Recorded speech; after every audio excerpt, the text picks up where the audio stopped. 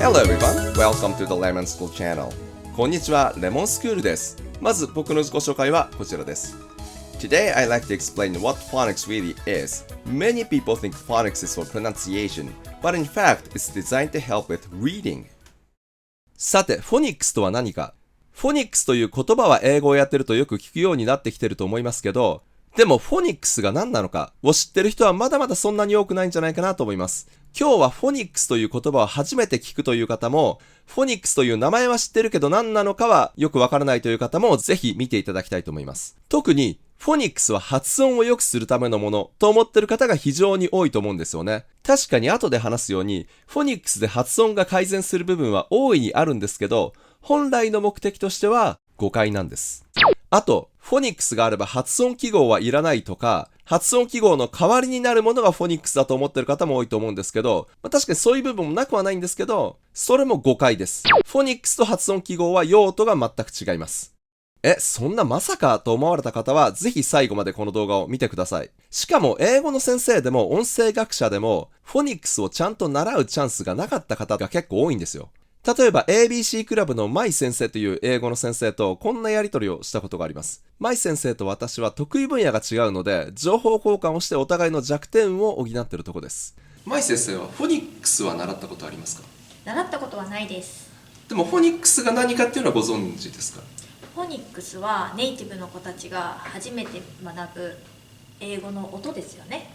そうですね、音と文字の対応ですね、どっちかというと。だからネイティブの子供がすでに音を知ってて、でどっちかというとそれに対応する文字を習うためのものっていう感じですね。そうなんですよね。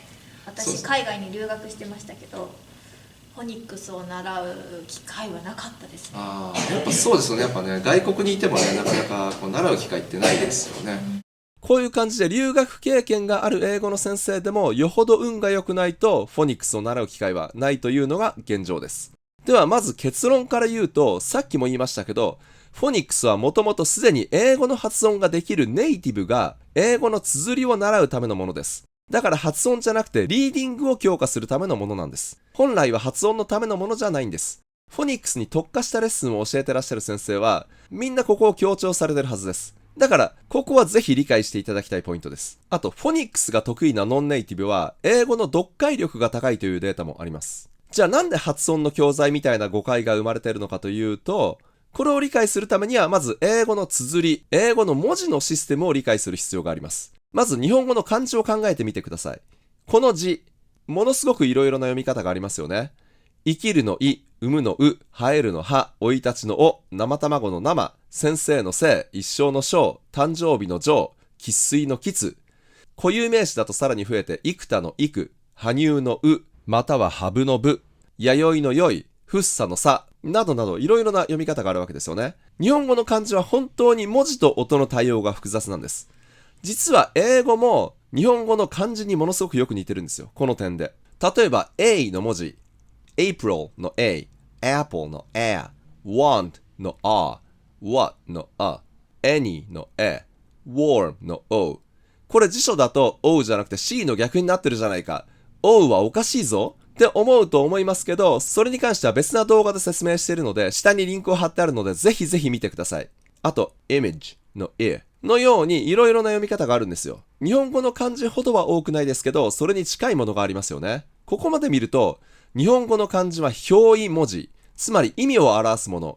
英語のローマンアルファベットは表音文字、音素文字だから2つを比べるのはおかしいじゃないかって思うかもしれません。でも実際のところ人間の言語はコンピューターで計算されて作ったものじゃなくて、人間がなんとなく感覚で使ってるうちにできたものなので、完璧なものではないんですよ。だから完全な表意文字とか完全な表音文字ってなかなかないんですよね。表意文字にも表音文字的要素がある。つまり意味を表す文字だけど音を表す機能もある。逆に表音文字だけど表意文字的要素がある。つまり音を表す文字だけど意味を表す機能もある。という場合がほとんどです。これを今日詳しく話す時間はないので、詳しいことは僕のレッスンでやってます。今日知っておいてほしいことは、英語の文字は音素文字、表音文字ベースなんですけど、表意文字的性格が強いので、つまり意味を表す機能が強いので、文字と音の対応が日本語の漢字みたいに複雑だということです。文字と音が1対1で対応してないんです。1対多数なんです。ここだけ今日は理解しておいてください。じゃあめちゃくちゃなのかというと、決してめちゃくちゃではないんです。ちゃんとルールがあるんです。そのルールを学ぶものがフォニックスなんです。文字と音の対応のルールがフォニックスです。例えば、英語の文字と音の対応の複雑さを面白おかしく示した言葉遊びで、こんな例があります。これで何て読むか。これで魚の fish って読むんです。と思うかもしれませんけど、なぜかというと、gh は、例えば tough っていう単語だと gh が f の音ですよね。だから gh は f って読む。ここは f と一緒。そして women だと o が a の音ですよね。だから o は a って読む。この o は i と同じ。そして station の ti は sh。発音記号だとこの s を長くしたような記号。フォニックスだと sh です。だから ti は sh で ti は sh と同じ。全部合わせると fish。確かになるほどと思いますよね。でもフォニックスをある程度深くやると、これは実際の単語にはありえないということが分かってきます。というのも、綴りが gh で f の発音になることは確かにあるんですけど、それは単語の最初ではありえないんです。単語の最初の gh を f と読むことはないんです。同じように ti が sh の音になることは確かにあるんですけど、それは単語の最後ではないんです。語末の ti を sh と読むことはないんです。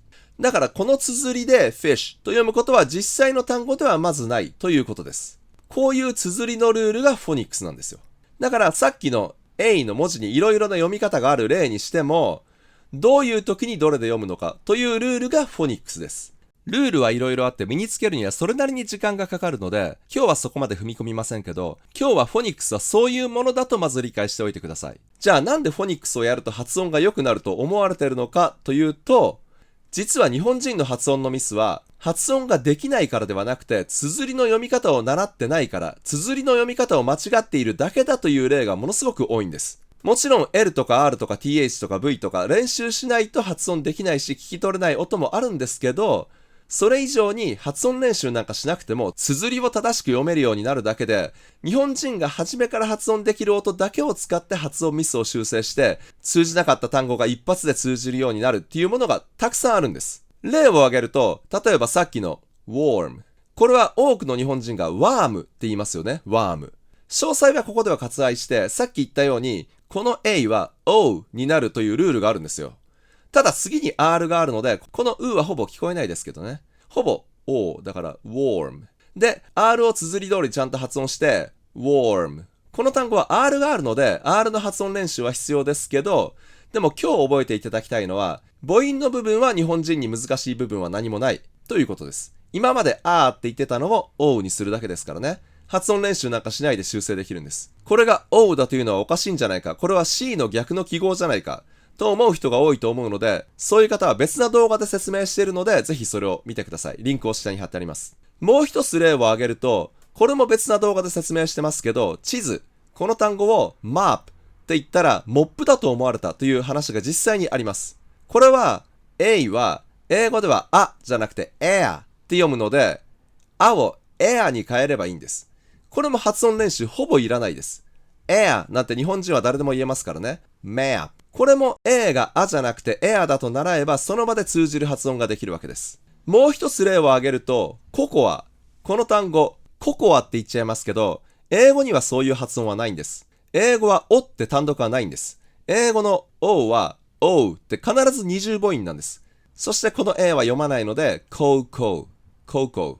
これも日本人に難しい発音は一つもないのに発音を間違えてるケースです。こういう風に綴りの読み方を習うだけで、発音練習なんかしなくてもその場で通じる発音に直せちゃうケースが山ほどあるので、本来はリーディングのためのものなのに、発音矯正にフォニックスが使われるのはそのためです。綴りの読み方を直せば通じるようになるからです。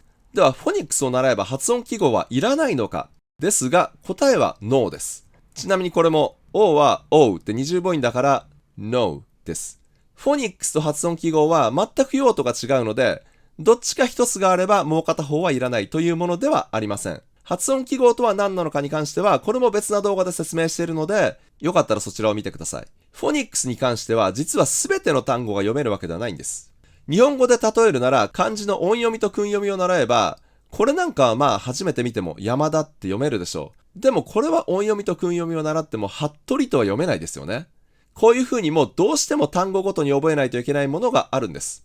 例えば起訴するっていう意味の indict。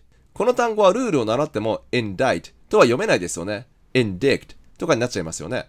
これはもう単語ごとに覚えるしかないんです。この C は発音には全く関係ない理由で入ってるんです。さっきの any の A が A になるのも例外なんです。これは覚えるしかないんです。こういう日本語の漢字で例えると、服部みたいな単語が英語にはだいたい2割くらいあるって言われてます。この2割も人によって言うことが違うので、また条件によってもかなり違うので、英単語全体の中では例外は 3% しかないという説もあるので、まあちょっと正確な数字はわからないですけど、目安としてルール通りに読める単語はだいたい8割くらいで、2割くらいの単語は日本語でいう服部みたいに単語ごとに覚えるしかないと思ってもらえるといいかなと思います。あとは例えば日本語のこれだったらだいたい中田か中田の2択に絞れますよね。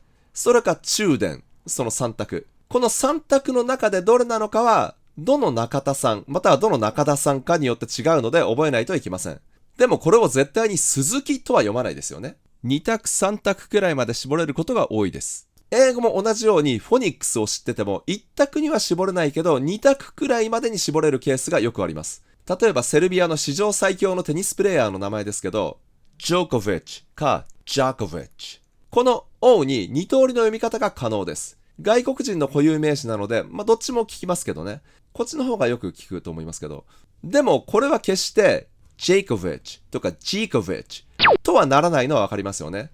あともちろんさっきも言ったように、英語ではお単独はないので、日本語発音のジョコビッチとは絶対になりません。だけど2択くらいまで絞れるけど、その2択のうちどっちなのかは単語ごとに覚えないといけません。なので、フォニックスを習ったから全ての単語が読めるというわけではないんです。ただ圧倒的に読みやすくなるのは事実です。最後に、これもフォニックス指導と発音指導の両方に強い先生が強調する部分なんですけど、フォニックスはもともとあくまで発音がすでに分かってる人が綴りを読むためのものなので、フォニックスをやったから英語の発音体系が完全に分かるわけではないんです。フォニックスはあくまで綴りのルールをまとめてるけど、発音のルールはまとめてないんです。だから、文字のルールをやっていくうちに、音もある程度分かってはきますけど、完全には分からないんです。だから、英語に音がいくつあるかとか、どういう音の組み合わせがあるのかとか、逆にどういう音が英語にないのかとか、そういう発音体系の全体像とか発音を分かりやすくまとめたものは、それはそれで別にやらないといけません。むしろそっちをフォニックスの前にやりたいとこです。なんでかっていうと発音がすでに分かってる人がフォニックスをやるというのが普通の順番だからです。こういうことを分かった上で改めてフォニックスをやると全く違うんじゃないかなと思います。この動画が少しでも役に立つと思ったらいいねを押してチャンネル登録よろしくお願いします。